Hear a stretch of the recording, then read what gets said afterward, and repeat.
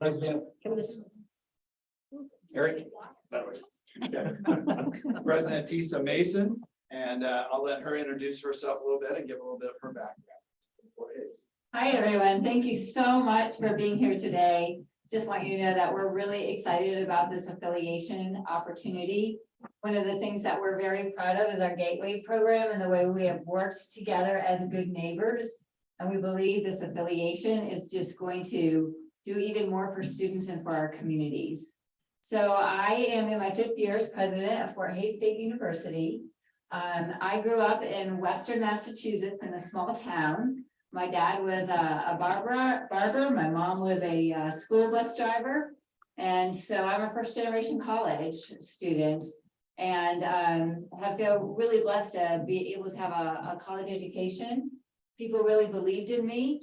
I often at some of our events talk about the fact that when I was in high school, I went to see my high school counselor and they were told me that I wasn't smart enough to go to college and I can't afford it. And so part of my mission in life, since I obviously did succeed in my college journeys, is to pay that back to the students that I have the privilege of serving. And our brand at Fort Hays, like yours here and at Northwest, is to really focus on the affordability and the success of our students in our communities. So that's a little bit of background about me. So I'm going to stay seated. Sorry, I just don't want to walk through it and cause some reactions. So, this is Ben Shears, President Ben Shears from Northwest Tech. I'm going to let him introduce himself. And so Ben Shears, glad to be here. One thing, we give just a little bit of background on me. I'm of course at Northwest Kansas Technical College in Goodland, about 2 hours up the hill that direction. It's a very gradual hill, right? But in my 7th year at Northwest Tech, we'll spend about 14 years before that down at Collin County Community College, working in a variety of different roles, foundations, student affairs, admissions. I see Trisha's here, known Trisha for a long time in the admissions arena. And so just pleased to be able to be here to talk about the affiliation. Background context on me as well, first generation college students, blue collar roots, that's why I love tech ed. I'm a product of Kansas Technical Education. I went to Olpe High School. Anybody know where Olpe is? O-L-P-E, not Colby, P-E. Chicken house. Chicken house, there it is, there it is. Best chicken in the state of Kansas. Best chicken in the state of Kansas. And I did have to chuckle at the beginning too. They gave me the mic that was soft, which I suppose is for the loudest mouth in the room. So I got the right mic, I guess. Long story short, grew up in Olpe, Kansas, went my junior and senior year of high school to Flint Hills Technical College, studied heating, air conditioning, boiler controls, residential, commercial electricity. I'm a kinesthetic, hands-on learner. I'm a wires and pliers guy at heart. And so had the opportunity to come out to Northwest Tech 7 years ago. And have enjoyed it ever since. And so excited about this possibility of this affiliation for the broader region here in Northwest and North Central Kansas. So thank you for letting us be here. All right. Well, kind of the format that we're going to use here, we want it to be as interactive as possible. We want questions from you all, and we appreciate you being here. And that's really, as you're going to hear, that's how we're going to get stronger. This is how this affiliation is really going to work, by all of you engaging in the process, helping us perfect. And it won't be perfect, but improve and make it as perfect as it can be. But we want to kind of give you some background on the affiliation too. And so I think starting out, I'm going to turn it over to Dr. Mason and allow her to talk about really why the affiliation, right, and what it's about. So several months ago, the 3 of us got together, and as you may be aware, we've got a lot of concerns with decline in population in rural Kansas and Western Kansas, and that's a concern. It's important to us. We love to live, we love living in our communities, and we want them to thrive. And we also know that the traditional age college students, not only the college going rate, but even the numbers, the birth rates, are not favorable to our part of Western Kansas. And so before we talked about institutions, we talked about really our big vision and our why was to make sure that we could deliver education, because we think that's the solution to many of the world's problems, and a more interactive, a broader way of delivering education for students to be more successful and have a lot more opportunities and what they can navigate through and the opportunities that we would give them. And ultimately then work with our communities and our businesses to grow and incubate businesses and to keep our students and our graduates and our alumni in our communities, and so that our communities will prosper. So those are the three things: students, businesses, and communities, that no matter what, we always came back to. Is this going to serve our students better? Is it going to serve our business better? And is it going to serve our communities better? So if how we implement this plan, which will be up to you all really, doesn't meet those or takes away from those three big goals, students, businesses, and communities, then we have to rethink, because that's a sign of failure. And our strength, I think, is focusing on those three pillars. So I'm gonna let President Shears talk about really the structure of the affiliation. Where's my building trades folks? Building trades construction. Back in the back there. So you heard this, you were there earlier, but I love analogies. And so one of the things that I'll kind of speak to on this is, I think what we're working on right now is Aiken. It's very similar to building a house, right? And so the work we've been doing up to this point is really trying to lay a good foundation and put the walls up, right? And so you can't move into a house. You could, but nobody's going to be really happy with that. And so really what we're looking at right now is more structural elements. As we're looking at how do we create a framework that makes sense, a framework that really addresses a lot of the needs that Dr. Mason was just talking about a moment ago, and do so in an environment that's collaborative. Really, that's a critical piece of this. And so kind of what we're looking at doing at this point in time going forward is, of course, obviously having these kinds of conversations. A lot of the framework that's going to happen from here on, a lot of the additional work that's going to happen from here on is really the finishing touches on the house, right? And so a lot of the work we're doing with the initiatives that we're launching, focusing on some of those areas, which again, we have agriculture, construction trades, and allied health. Why do we pick those three things as initiatives to focus on? Because those are three very, very significant things within our regional economy that there's a significant need. So looking at how do we build those elements, how do we stand those up? But most importantly, you don't need the three of us up here trying to build that, right? Because I can't speak to my colleagues here, but you don't want me involved in trying to figure out how to do nursing or allied health, right? We need content experts in those areas to do that. So the next phase is once we move past the affiliation process with the legislature, that we'll talk about. I think that's Eric's going to talk about that here in a minute. Is really the engagement that's going to need to happen on a committee by committee basis to be able to stand these things up in a sensible way, and something that makes a lot of sense within the construct that we've built, but then effectively services students, right? And so when we build these committees out on these key areas, these initiatives, it's going to require a lot of engagement. It's going to have to be faculty and staff from all three institutions working together, sitting in the same room and talking about how do we make this thing work? How do we build on the vision that we're creating to make it something that's effective for our region as a whole? So. And I always like to say this too, and then I'll get into really where things are at in the process that this needs to go through, and then we'll open it up for questions for you all. But I do want to let you know that as you ask questions, and I know I said this to the faculty and staff when we first announced this, but I'll say it again because it's still very much true. You're going to ask questions that we don't have the answers to, okay? You may be alarmed by that, but I would tell you to be encouraged by that. And what I mean by that is if we came in here and just told you how this was going to look and imposed that on you, to me, that would be much more concerning than for us to say, you know what, here's the framework, here's the vision that we have. We've got this much figured out, but then we're inviting all of you to be in that process. And when I say all of you, I see a lot of students in the room. We need your input. This is for you. We just talked about that. This is for our students. So we need to know that, what your concerns are, what the things you want to make sure that come out of this, how we can best serve you. It's also our faculty and staff, making sure that this is something that we can all work together on. And of course, our communities and our businesses and all the folks that we're trying to advantage through this process. So again, don't be alarmed if you came here to get all the questions answered, I can tell you that you're gonna be disappointed. But I will tell you that we want to still hear those questions, even if you're not sure if we have the answer, because that's how we're going to know that it's even something we need to look at, and make sure that we do get an answer to that. So with that said, really, my part of this is to tell you about the process and kind of where we've come and where we're going.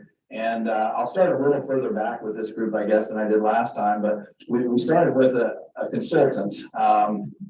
Really, the three of us got together and said, this is something that we think we want to do, but it's like anything, it's a big elephant. Where do you take the first bite? And it's kind of a fun story, really, because we're sitting there going, we need to talk, and we had listened to a podcast. I think President Mason had found a podcast and then said, hey, why don't we listen to this? And so we're like, well, how about we try to call the person on the podcast? And lo and behold, he was at Jiffy Lube, and he picked up the phone, his cell phone at Jiffy Lube, and said, hey, what do you need? And so anyway, that spurred into us working with a consultant, helping fund that consultant, and really starting to build the framework that we talked about. Okay. And so that was all part of the process as we worked through, and then it went to our boards. And as I mentioned, we have a board member here, but it went to the Northwest Tech board first on January 12th. And I always like to include that it was unanimously approved. We're very proud that all of our board members are seeing value in what we're trying to accomplish here. And so it passed unanimously on January 12th with Northwest Tech. On the 16th of January, it passed with the North Central Kansas Technical College Board, and then it passed with the Kansas Board of Regents on the 18th of January. And so all of those boards unanimously passed it. At that point, it went to the revisor's office. The revisor, essentially in a process of writing a bill. Most of us have never written a bill. In fact, it's probably our first bill. But it goes there so that they can clean up the language and make sure. So they really didn't change very much, a few minor words, but then it went on to the House Appropriations Committee and was introduced last Friday. And it's House Bill 2290. And so it basically is, I think most of you know, in the state of Kansas, we have a bicameral. So you've got the House and the Senate side. So it's got to go through the House side. It'll come out of a committee and go to the House floor. At least we hope so. It could start on committee. I mean, that's definitely possible, but we hope that it will come out, go to the House floor, be voted on there, be then shuffled over to the Senate side. It'll be assigned a committee there. It'll work its way out of committee on the Senate side, then go to the Senate floor. And then after that, if both pass it, then it goes to the governor to be signed into law. Okay. That's all a process that will take place between now. Like I said, last Friday it was introduced, and sometime probably in May, June. I will also tell you that it's possible that it would not go through and that we might have to start again next session and try to push it through. If that's the case, we're still committed to trying to, there's some urgency here in the problems that we're seeing. And again, when I say that, we're coming from positions of strength, but the conditions that we're operating in, it's not sustainable unless we do some things to change. And so we certainly want to address those immediately, but hopefully it will go through the session, be signed into law. And at that time, it will go to the Higher Learning Commission, which is the accrediting agency that oversees all three of our institutions. And if they authorize it, then it comes back to our boards. So I mentioned it already went to our boards the first time. Our boards wanted to make sure that when it came back around, that it still was something that they could approve of. And so they'll essentially ratify it with an approval vote there if it still is what they want and agree. And then from there, then it would be time to implement. And we're expecting with all of that, if it goes to schedule, that we would implement in the fall of 2024. Okay, so that's kind of the timeline and the process that we're looking at. There's a lot of things that have to fall into place and a lot of things that have to happen. But simultaneous to that entire process, we are already starting to work with a steering committee, which will meet first on March 6th. And that basically will be the vice president level folks and from all institutions that are getting together to help determine the path and determine the memberships of the committees that are going to meet on the three academic areas and also on some administrative areas that we want to focus on to make this work.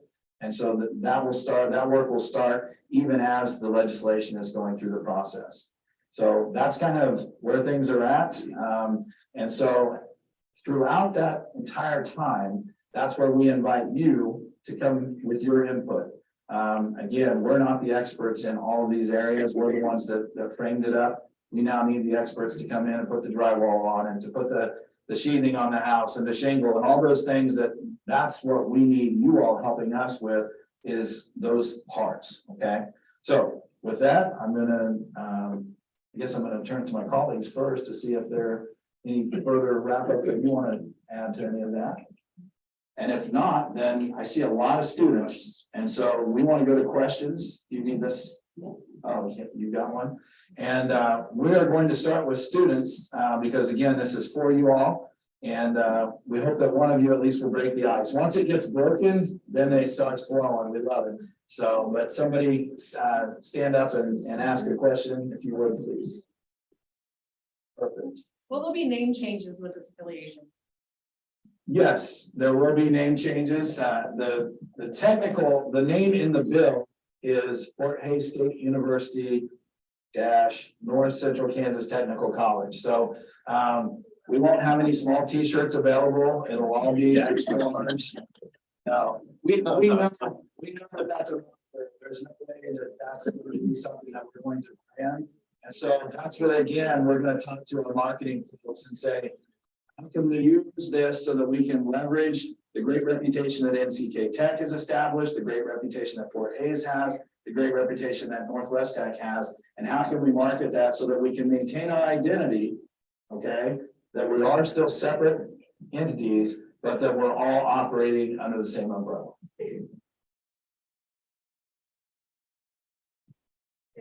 Wait, you're a former student, so you get one of the first questions then, but there's a question over, okay, that'll work.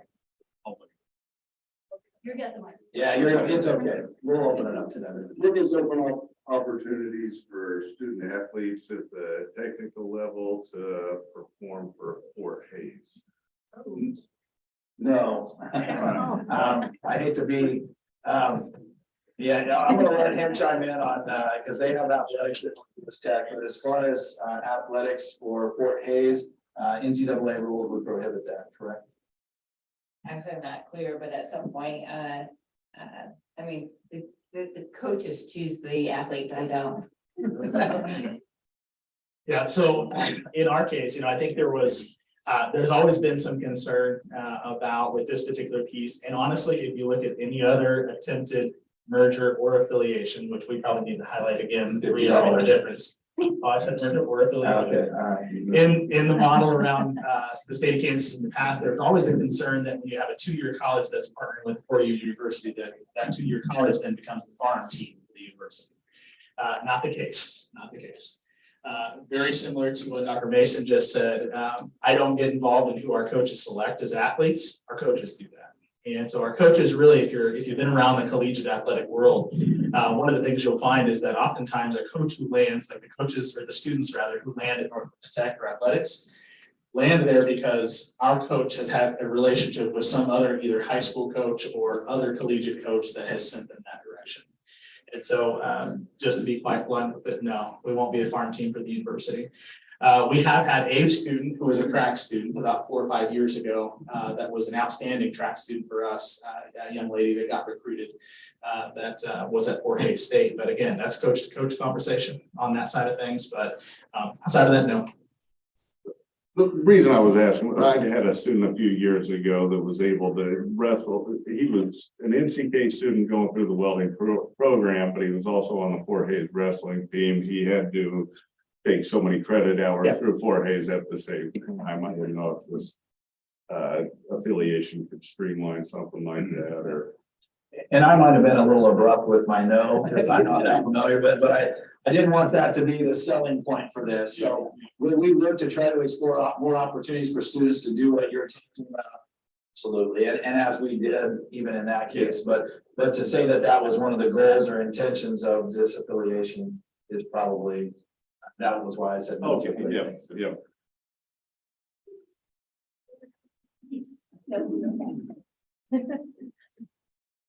I feel like I'm loud enough. I don't need a mic. Loud and clear. We got you. Am I gonna have to start writing when I have to initial FH, like my T dot my last name and then FHFUNCKTCNS for every signature? For nursing students. For nursing students.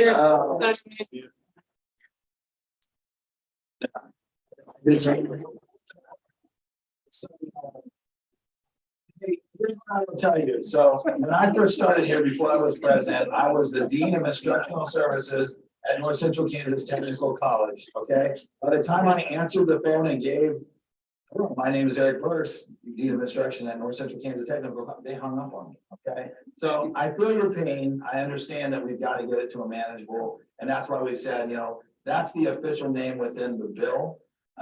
And when we send things to the Higher Learning Commission and things like that, but just like K-State is Kansas State University, or a better example, Wichita, WSU Tech is Wichita State University Campus of Applied Technology and blah, blah, blah, blah, blah. I mean, it's a mouthful too. So for branding and all that, we will make it something that is a lot easier. And again, so we can have small shirts, right?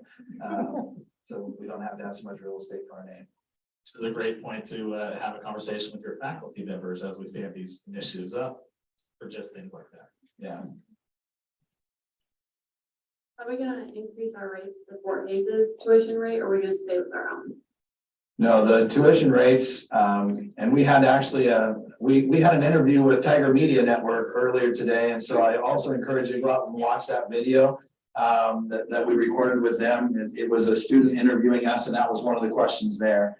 And so I'll let my colleagues, after I initially answer this, but we still remain three separate entities. We all three still have our separate needs and ways that we have to pay for the things that we teach and that we train you in. And so the tuition rates will not, that doesn't mean they won't go up, but they won't match what each institution is. We'll set those individually based on what they need to be, but we will always be very careful in trying to keep those as low as we can.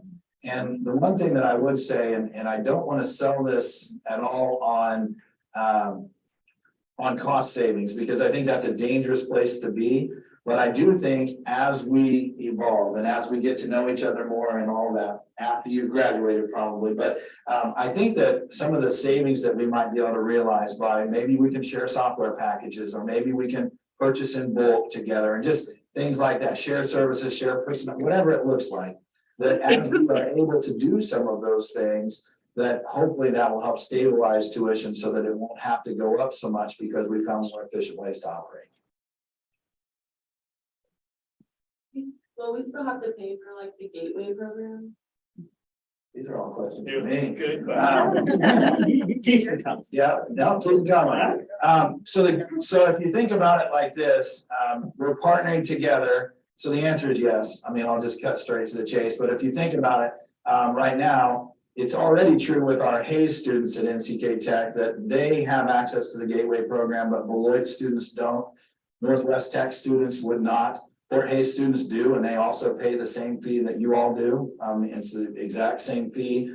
So I think the better question is, because have to pay the fee insinuates it's too much, or you don't see the value in it. We need to do a better job of one, adding value to it. So what could we do to make sure that it's something that you all see value in, and make sure that we educate you so that you know what you already have access to, because there's quite a bit there that you do. And I guess if you think about it this way, for us to be able to at NCK Tech to offer the same services that you all are able to access through the Gateway program, it would cost us exponentially more to offer those same services. So by us partnering, it's actually an example of some of the things that we can do through affiliation to help give you access to more services and more things without driving the cost way up in order to give it to you. Okay.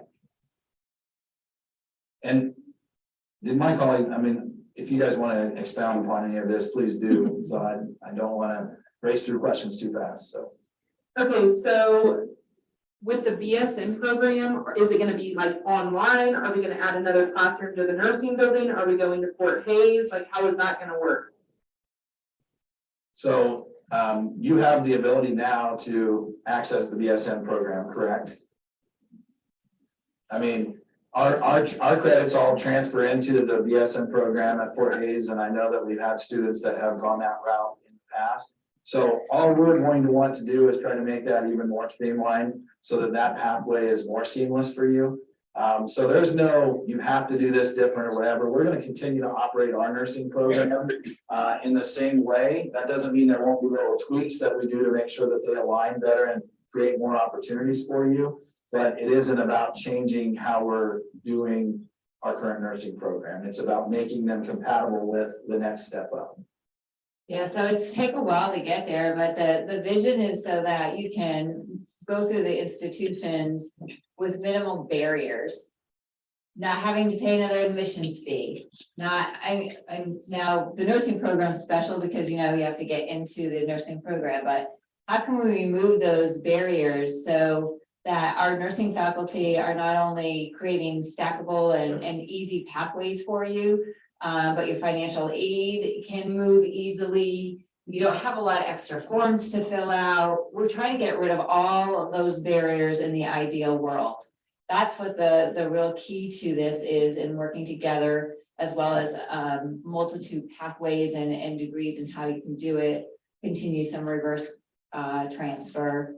And the same for some Fort Hays students who may want to take some NCK tech classes. So how are our advisors understanding not only how our faculty build degrees and pathways together, but that the advisors know how to say, you know, it seems like you're a real wires and pliers guy, Ben's here. So have you thought about taking a course over here? And then again, they can just be part of that experience and move over, take some courses without like starting all over through another process or withdrawing or all that icky stuff that gets in the way of what we're trying to accomplish. That's the real goal with all of this, is to make it easier on you. And to make our advisors and our faculty more knowledgeable, especially our academic advisors, so that they can give you good advice on how to do that. Okay, Did that answer your question? yeah, Okay. sorry. No, you're good, good. So I know you talked about students, business and community, and you just mentioned making barriers less.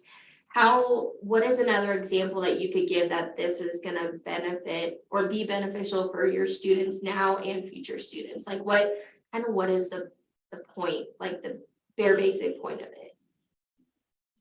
So one of the things I'd say is a lot of people, you know, tech degrees are growing and they're amazing. And sometimes the tech students might also want to get business certificates. Right now, this past year or two, we've been doing a partnership with Hays Hair Academy. And so now those students, like the Gateway program, can live on campus and do some things. But in addition to get the cosmetology degree, they're taking 4 classes and they're getting a business essential certificate. So if you go into your own business, how do you understand about taxes and some of those other things?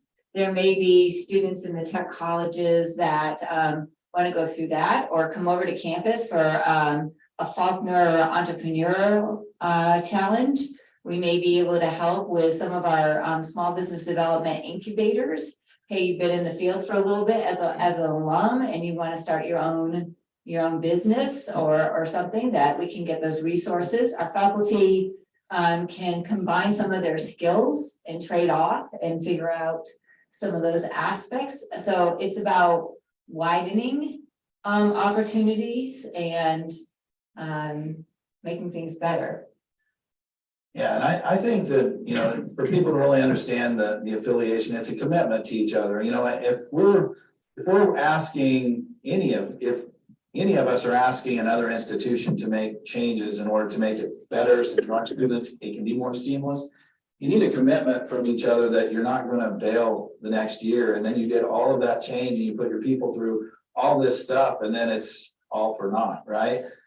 So you want to make sure that there's that level of commitment that we're going to see this through. And yeah, we're going to stub our toe a little bit and there's going to be some bumps in the road. But as we encounter those, we're committed through this affiliation to continue on the path because we aren't just going to take off and fly. And so I think when you ask the point, I mean, the true north is helping our students, helping our businesses, helping our communities. But when it comes down to why do we need to affiliate to make this happen, I think that's the reason, because we've been affiliated with the university at North Central Kansas Technical College for the last, I don't know, since I've been here, okay? So we already have that, but to deepen that, to be able to provide additional opportunities, because the Gateway program is an example. If we decided to walk away from that, that's not a super deep level. They're offering us the same thing that they have. But if we start saying, but we need you to change this to help with our students, and we need you to change this to help our student, and they ask us to change some things to help their student, all of a sudden now we're making some changes that if there's not going to be a commitment long term, those things don't make as much sense for us to commit to. Make sense? So I'm gonna jump in, just on this front, and I've already, Aaron knows I've always got a story. So, we've got a young man who came from Scott City. Took a while to get I got there, so I got there. We have a young man from Scott City, Kansas, that came up and, jumped in our carpentry program and went through 2 years. His first year there, we kind of knew from the get-go based on conversations he was having with our academic advisor and with his carpentry instructor that he really had an entrepreneurial bent.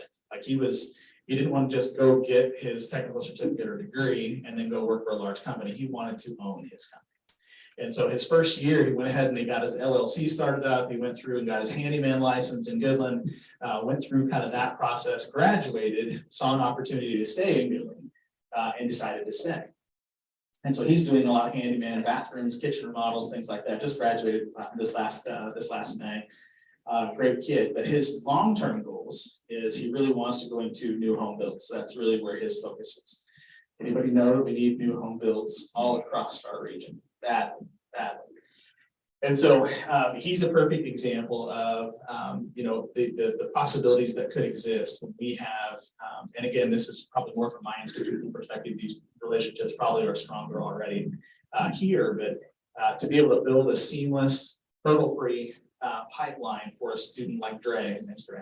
But for Dre to be able to head after he's done with us on to Fort Hays State University, pick up some of the things he didn't pick up from us. Not so much the wires and pliers, nails and hammers kinds of things, but really more the things with how do I operate my own business? How do I run payroll? How do I make sure that I'm taking care of the taxes correctly so that I don't get in trouble with the IRS at the end of the year? Those kind of components which we may not have that readily accessible within the content program. So those are the kinds of situations with students where we look at that and we say, how can we then, get a student in that pipeline, get them the skills they need, and get them to stay in Western Kansas? Because the reality is this: the longer that we have students that are exposed to life in rural Kansas, more opportunity we have to build those connections with them, both institutionally and with employers that keep them in the region. And that's really a core piece of it. We've got to be able to grow communities. And I want to step in because I'm looking at the two Jennifers who teach our business technology and business management program, and they're going, no, wait a minute, we do that. That's what we do.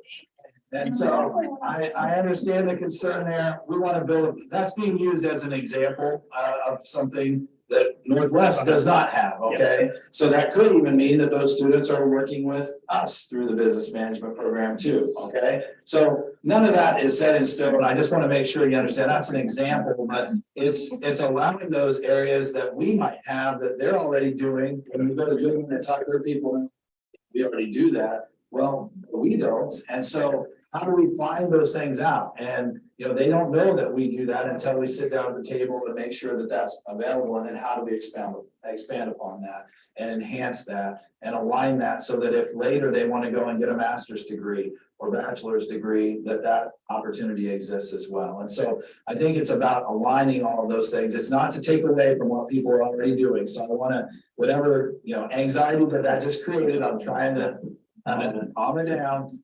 Because I understand that for you, that's stepping on toes a little bit, but for Northwest, that's something this brings. But there are other examples that this brings for North Central Kansas as well. Yeah, and so absolutely, we again are going to be going to the people that have the expertise to figure out what's the best pathway, and that'll look different for every single department. So I guess I want to be clear that we're not taking over things. We're not trying to reduce. We're trying to expand collectively. What can we learn from you? What can you give to us? How do we all win for our students and our communities? It's all about moving forward together and in new ways, because the more talents we have around the table, then the more idea generation we're going to have, the more experiments we're going to be able to run, and the more best practices we're going to be able to develop to serve our communities and our students better. So I want to make sure that you all know this is not about the university stepping in and stepping over. We've got a lot to learn from you. We've got students who really need you as well. We had a question in our town hall about, a student on going through probation, and, I think sometimes some of our students would be better starting off with the hands-on experiences that we're not able to provide. And so the person said, well, maybe we need to align our calendars better, which we hadn't thought of that yet. So that if they're going through a probation period or something, that they can get into the technical college without waiting period. But my answer to her was, that is great, and we need to look at our calendar. But I don't want I want to not have the student ever to go through a probation period, to have a relationship with advisors that says, but if this isn't working for you right now, we've got all kinds of things that we can do that will unlock your potential and get you really excited about what you're doing. And that may be at this campus, this campus, this campus, a combination of all of our campus or different partnerships. So I want you to hear from me that we value you. We're going to be on independent, President's Days. We work together strongly. And this is about the value proposition going even deeper collectively. So if we operate from fear, we'll never see the opportunities to amplify our talents together. And this is about amplification and figuring out, how can we do this different? How can you help us? How can we help you? All for businesses and students.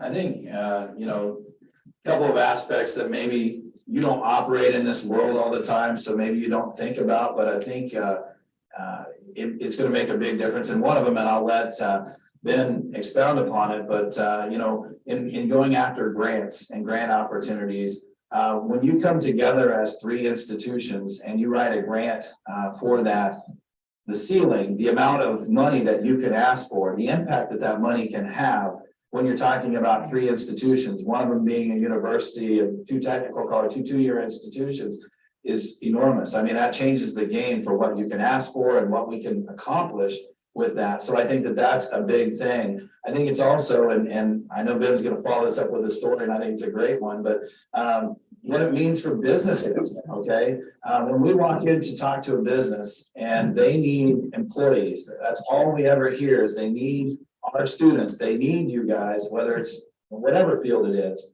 And so if we can walk in there and not only representing what we can train in technical areas with two-year degrees and certificates and whatever we offer, but also say, and we're a partner institution with Fort Hays State University, who offers bachelor's and master's degrees, and they can help you with that workforce side of things too. Now, all of a sudden, we're able to really be a one-stop shop for somebody. And as businesses are looking to either stay in Western and Northwest and North Central Kansas, or come to this area of the state, that they have access to a workforce generator like our institutions are.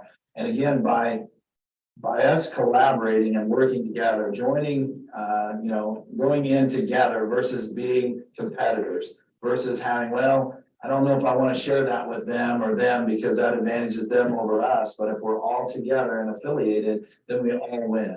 Okay, so that's what a lot of this is about too. Tell your story. Yeah, so on the grant side of things, Northwest Tech has invested pretty heavily in efforts over the last, probably since 2017, when we created a grant writing position on campus. We began branching out and moving into federal grants, and we've been largely successful with that. I would tell you that I think we're out punching our weight class with regard to federal grants. But we're also at a point in time where we're hitting capacity. I've got a grant writer who's managing right now 4 federal grants. And they're a heavy lift. If you've ever been involved in federal grants, they're a whole different ballgame. And so just a case in point, and I'll talk about the other piece of federal grants here in a second, but she already reached out after we began these conversations and it was announced, reached out to Fort Hays State to say, what kind of software are you using as far as grant management is concerned? So again, we can think a little bit differently than, hey, I want off of Microsoft spreadsheets. I mean, for all business folks out there, nothing wrong with spreadsheets, nothing wrong with Microsoft. But I would really like it in a database that, you don't risk losing a spreadsheet, you don't risk sorting things errantly like I do sometimes and losing the data lining up in the columns, kind of telling on myself a little. But we want that to be something that, we're working collaboratively between institutions to be able to do. But the other thing that's really cool is, I will say out of 3 of the grants we're working through right now, we went into those as single institution grants. And so when you're doing a single institution federal grant request, there's a ceiling that you can get obviously on those. But when you go in as a consortium grant application process with 3 institutions, you have a much, much higher ceiling that you can go after. And the beauty of that is then you get away from just looking at it as what can this one grant do for my college, for my community? And what can you begin to do when you start to look at 3 institutions across a much broader region? You could really move the needle because we've seen several of ours that maybe have $1 million ceiling that as a consortium grant go up to $5 or $7 million. And so you can start making a much bigger and more impactful change. So that I think is pretty exciting as far as an opportunity within the grant cycle where that's concerned. But from an employment side of things, what's been really cool is in kind of listening to kind of stuff we're doing. We're starting to, even from the point in time that we announced the affiliation, we've had at least 3 companies now that have reached out after hearing about it and say, how can we engage? How can we plug in with what's going on? We're excited about it. One of them sits 25 miles from our campus and has never engaged with us, never wanted to be engaged with this process before that. So I think that's good, bad, or otherwise. I think it's exciting, right? I think it's exciting we have employers that are interested in that. But the other hat that I wear is I also sit on the Sherman County Community Development Economic Development Board. And so we had a call that came in literally the day after we announced that we were working on this affiliation. It was a company that was going to set up shop in Colorado and they wanted to be outside of Denver.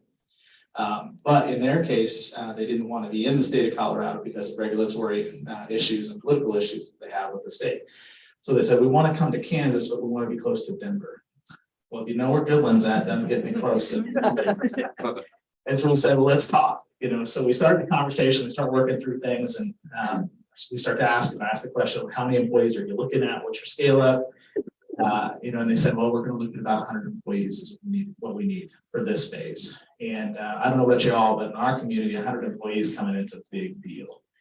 And so that was pretty significant for us. And so, the conversation kind of evolved into what kinds of employees are you looking for? Well, about 40% of the employees that they were looking for match up very, very closely with one of our programs. And so I said, well, I can help you on that front for sure. I said, but I can do you one better. I said, just yesterday, we announced that we were going to go through this affiliation process and begin to partner with NC Tech and Fort Hays State. I said, now what we can do is we can open up an employer pool for you to be able to look at students that are graduating at Fort Hays State University and NC Tech. And so that kind of then began to shift that conversation. They were more excited, quite frankly, because trying to recruit in rural Kansas for employees, especially if you need 100 of them, is no easy task. And so for us, that's another just really good, tangible way in which the 3 institutions can work together to broaden out that pipeline. So I think that's significant. Actually, when we first announced, and I talked to our nursing department, Jenny, our nursing chair, said that there was just a closing on a grant for nursing in rural areas of $80 million federal grant pool. We're not in that pool, but we'll get more. But another example is in December, I was meeting with one of our donors, and this past legislative session, they gave special tax credit donations to technical colleges and not universities. And he was willing to give a donation. So we can, I don't know if we can go back now, but at some point in those situations, we can leverage gift with our donors who want to get a tax credit that we're not eligible to the community colleges and ask them to make a match gift to both NCK and to Northwest. So we still may have the opportunity to close that deal, I don't know. But that's another differentiation where we can help win another out. Other questions? I have one. You Yeah. mentioned HLC. Why does it gotta go through Kansas legislature, then HLC, if we all have our own accreditations? There's a governance change that has to be approved because it changes how the governance flows. So it's, I don't know exactly, I'm looking at Jennifer, she, as you know, she's our resident HLC expert liaison, but essentially they continue our accreditation basically is what it is with a governance change is my understanding. Is that right, Jen? Yeah, it's just a change of structure, so Yeah. we would put a change request form and how they do that. And we each talked to our HLC liaisons. Our consultant actually brought us in accreditation experts, and she gave us some guidance on how to prepare our documents. And I think you had the similar experiences when I called our liaison. Very excited about it, supportive, wanted to help us. Really sees this as something that more partnerships like this in higher education should exist. And so I am not anticipating any issues with that at all. Very, very excited about it. Other questions? Yeah. About benefit packages, since we're 3 separate entities currently, is that gonna be kind of joined together so then employees from all 3 places will have the same benefits package? Not initially, we all are still operating under our same budgets and our same everything that we do, so we'll still issue raises and negotiate and all those things that we do currently and whatever the process is at each institution. But that doesn't mean that there aren't things that we could look to that might be benefits that we could share back and forth and find ways to make more benefits available to people. So certainly we're open to those ideas, and I offer up some suggestions. I've seen some questions come through already on some things that might be available, but again, that's getting more to putting paint on the wall than it is to putting the framework up. So we haven't had all those conversations yet to know what might be available, but to answer your question, as far as will all of our pay align exactly the same, not initially. I mean, maybe at some point it makes sense to do that, but we'll stay separate entities, and so it'll be separate that way. Well, not even so much the pay, but like your insurance benefits and your, we're through this place and this place is through this one. And We're You know, looking at ways to try to craft this so that we can, so that's the same as software licensure, property insurance, all of these things that we've got to navigate those things. There's a lot of legal things that happen there, but we're hopeful that we can craft this in such a way that it will qualify us to help share some of those costs and look to be able to share in some of those same services and whatever and benefits. I might look at that from a practical standpoint too and say, I 100% agree with everything Eric said. A lot of our conversations when we've had, public dialogue around this, I think by natural habit, we tend to talk back and forth between the relationship between our individual institution and the university, right? From the benefit side of things, because the benefit package and how those are run is a lot through the Kansas Board of Regents, and we may or may not have access to those kinds of things, right? These are those pieces we still have to work through as we go paint on the walls, as it were. Okay. But what that doesn't prevent us from doing is still working between the 2 technical colleges, right? We used to exist within, I think it was called the Kite Pool, if I recall correctly, here in the state of Kansas. It's a pool, benefits pool that we were a part of. We left it because when we did the analysis on it, we were one of the entities that was carrying the pool. And so we left, and we've been out on our own for probably, it was my first year there. So we've been there we did my first year, so 7 years we've been out on our own. And we've been able to take like our employee benefits and drop down our family. When I first got there, was $2,100 a month for family insurance, which is through the roof.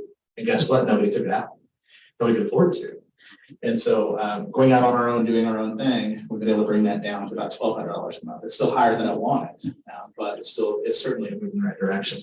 So what this doesn't prevent us from being able to do still is have a conversation, even if there's benefit processes and packages that we may not be able to run through the Board of Regents, because again, we're still structured differently.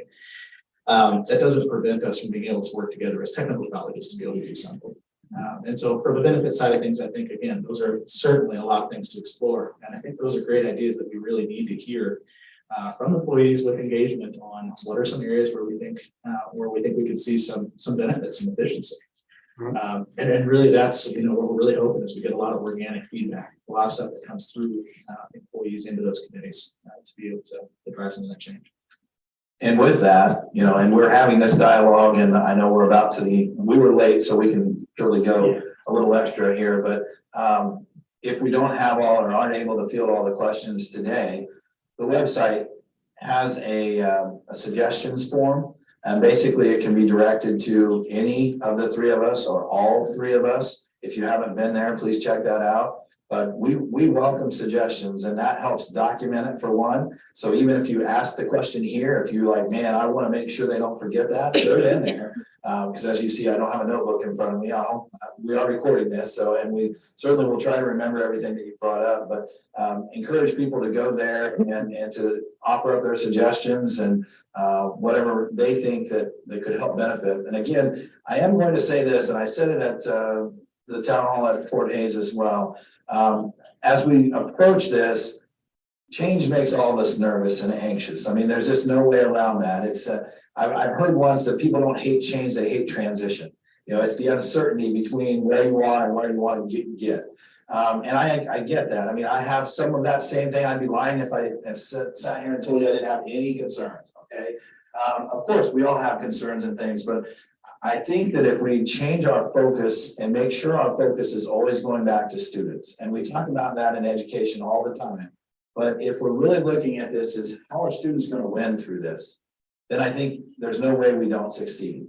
I think if we're only thinking about, is this going to affect me in a negative way, then I think we're focusing on the wrong thing, and it's almost bound to not succeed.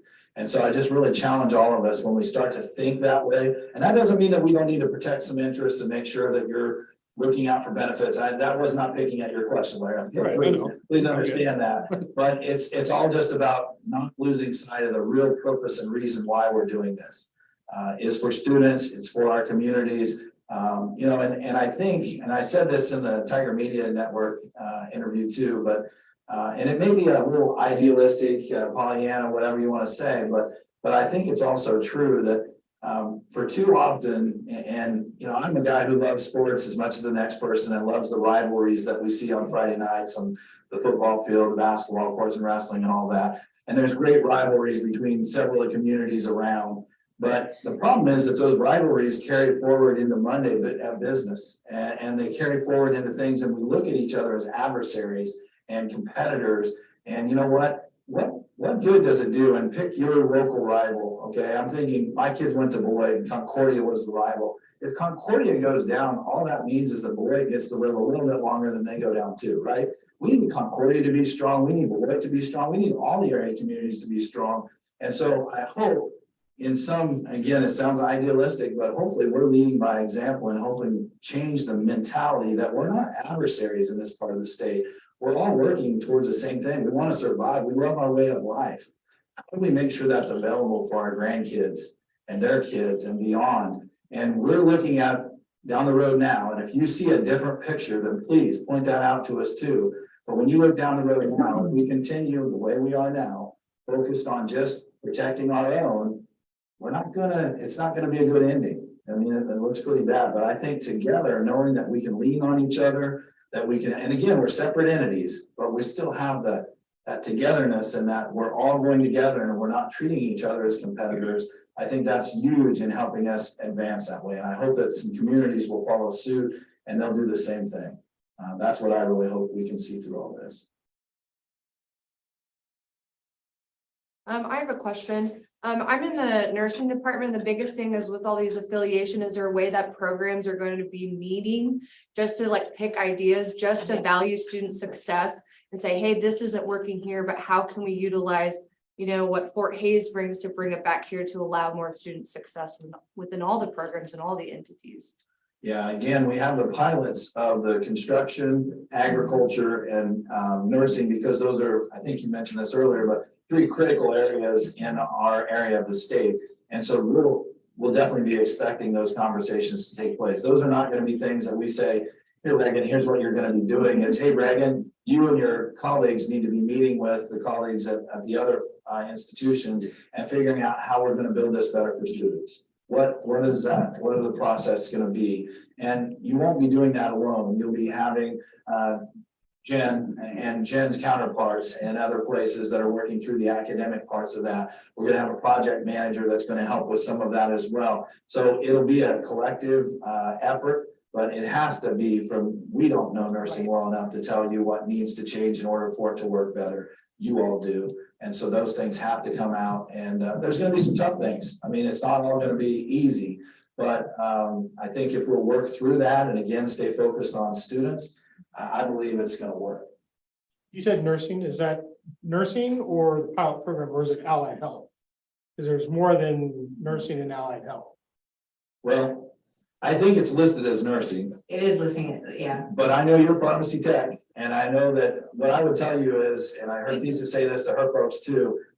We don't want that to be limiting, like, we don't want to overwhelm people. There's only so much capacity we have, but at the same time, if you're like, hey, my program is that close to being able to really align with the program at Northwest or at Fort Hays, then let's talk. I mean, we don't need to delay somebody who's anxious to get going. But those are three areas that we feel like are the most impactful and needed. The urgency is needed for our communities to be able to turn things around. So sort of from a structure standpoint, we're the governance group. And so we spent a lot of the time doing the framework and setting it up for the boards and for the legislature and all the stuff that you've heard about. On March 6th, the steering committee will be charged, they'll write their charter. And those are all the vice presidents of and appropriate titles for academic affairs, student affairs, business affairs. Once they get all of their work together, then they will launch the academic pilots. And we've had a couple of areas, at least on our campus, that say, you know, well, I'm down this list, but I want to move faster. That's fine, but they'll have a charge. Those academic pilots will include faculty from every single campus. So they will be working collectively. I don't know that it's going to be like all of the nursing faculty. That would be a really big group, but there will be equal amount, I'm imagining, of faculty that will be appointed probably through the provost and dean of instruction to be that pilot group, go back, talk, dream, invent, reinvent, experiment, fix, do better. And then those, so that's why the work is done at the lowest level.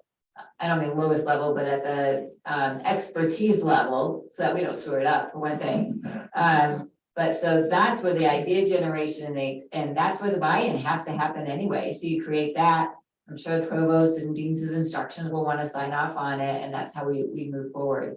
And then once we have best practices, you in nursing can pass that on to teacher ed or something about what did you learn that worked really well. And that in my heart of hearts, those groups always stay engaged. Check in, what's better, what do we learn, what do we have to give up, where do we go next, and get a lot of energy out of it. But they also are forming these other pilots that are talking to one another, and those best practices just start to bloom. But we all know we'd screw it up. So we are definitely relying on you. Somebody at Fort Hays asked if we were gonna sit in on that meeting. It was actually one of the nursing people that said, no. If you invite us, we'll come. I don't mean to say that I wouldn't do it, but you don't really need or want me there. You need the people that are thinking about nursing and academics more. And those, by design, I'm remembering now, those pilots also have partners on there from like the hospitals, so that we're bringing business partners to that, to work upfront with the faculty groups.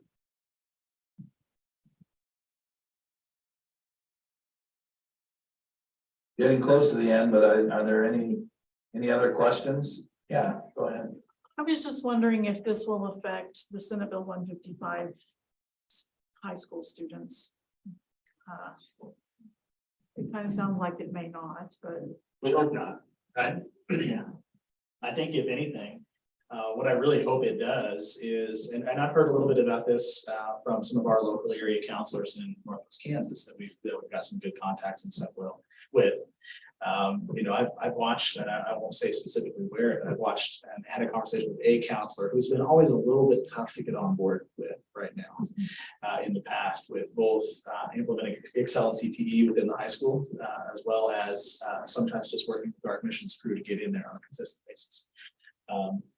We'll take access wherever we can get it. And that particular counselor, I think this has helped open that door a little bit wider. And I think that's a good thing. So our hope with it is actually in some of our high schools, we'll see an expansion of Excel CTE as it, again, especially as this gets up off the ground, as we start looking at, what new ideas come out of this. One of the things that I think is important to know, and we've talked with our colleagues out of Wichita and WSU Tech, they've been very clear that where they started at the very beginning, it looks very different from where they ended. They came up with all kinds of really neat organic ideas that came out of faculty and staff that began working department to department across their institutions to come up with new things. And that's exactly what we want to see, right? And so I think as this begins to take shape, hopefully very soon as we work through these implementation teams, we'll start to see things like Excel and CTE continue to grow, continue to experiment, and continue to hopefully give us even more access within area high schools. That's always the hope. And as the marketing materials all get updated, our admission counselors we have our 13 state regional tuition, which has been very successful, 49% growth in those 13 states this year on campus. They'll be out all over the place, and our materials now will have technical degrees in it that will take them to your campuses. And so we're hoping that we all will get some growth out of this collectively as well.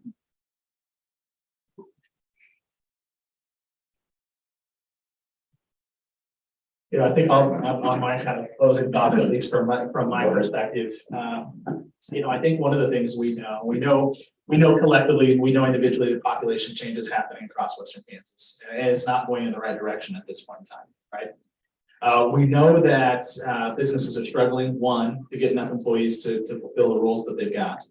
And we know how businesses work in that if they can't get the employees that they need and they can't be able to expand and look for the opportunities they want to in some of those areas, sometimes they'll pack up and move. We as institutions, I think, are sitting in this situation, within this region, and we say we've got to do something different. Because the reality is if we keep doing what we've been doing, we're going to keep getting what we've got. So we've got to change the narrative. And I think one of the pieces we've tried to hammer home in our area and on our campus is this is not the silver bullet for population change. This is not the silver bullet for opening up, or to see a complete reversal in business and industry, but it's a step in the right direction. And I think that's significant. And I think if we can create, again, these broader pools and employment pipelines so that our students have more and more opportunities within our local area, I think that's significant. And I think the other piece that's really critical, and we didn't really speak to this on this, so I'm kind of make this note, is we each have our own individual flavor, right? Even down to the program level. We talk about diesel technology or construction and carpentry. Where are those decisions driven from as far as curriculum and what flavor those take? From our industry partners, right? That serve on our industry advisory boards and help to shape what that looks like. One of the questions on our campus during our first employee meeting was, well, is NCK Tech or Fort Hays State going to tell us what our diesel technology program has to teach? That's the role of our advisory board, isn't it? Federally mandated through the Perkins program, correct? We want those things to have unique flavor for what the business and industry within the region wants to see from our graduates that we service. So I think that's the exciting thing for me is we still get to have that unique flavor on each of our collective campuses, but we get to do it in such a way that we have a lot more collaborative work. So I see bright things in the future. I'm super excited about it. The reality is we've got to change the narrative. Something's got to change in Western Kansas, so we're going to keep seeing what we're seeing. So by golly, we're hopeful, like Eric said, we hope to see other communities kind of take this approach on a civic level. Yeah, we're hoping to see some good stuff out of this. Any closing comments or put you on the spot? Sorry. Yeah, I'm really excited about this affiliation. As I've said, I believe deeply deeply in the work that you're doing. And really, I guess my closing remark is the future really lies in your hands. Because we're taking all of this and we're asking you to dream along with us. And the level of, I can't think of a better word, trying to avoid the word control, but you're the ones that are gonna really take the most important work and figure it out. And that's really exciting. So I hope that you get excited about it because that energy will create new possibilities for all of us. So I want to say thank you for going along with this. For some of you, probably excitedly, for some of you, some hesitantly, but know that the key to our success really lies in your thought processes and your dreams, because you are going to be the inventor of our future. Yeah, no, I agree more, and I think, you know, you have a huge hand in shaping what this looks like. And we want you to engage in that process. We want, if you don't like what it is at the end, it may be because you didn't engage in creating it up front. So to me, engage early, engage often. If you need me to come to a meeting, if you want to talk to me, if you want whatever, I'm more than willing to sit down with you individually, collectively, a group of you, whatever it is, to help you understand if that's the right word, or have a better sense of what we're wanting to do, or how this could work for you. I mean, I hope this has been helpful, but if you need further, I'm always willing to help you with that. I want to hear your ideas on, and I want to hear your concerns. I mean, we don't want false positivity, like, oh yeah, we're all excited about this, and oh man, I really hate this. You know, I mean, we want this to be something that you can see the vision that we all see, and then you can go, yeah, we can do that. And this is going to be better for students. And I think, again, if we stay with that focus, it's going to succeed. So I appreciate all your time. I appreciate my colleagues' time in coming out for the town hall meeting. If you would, please give them a round of applause.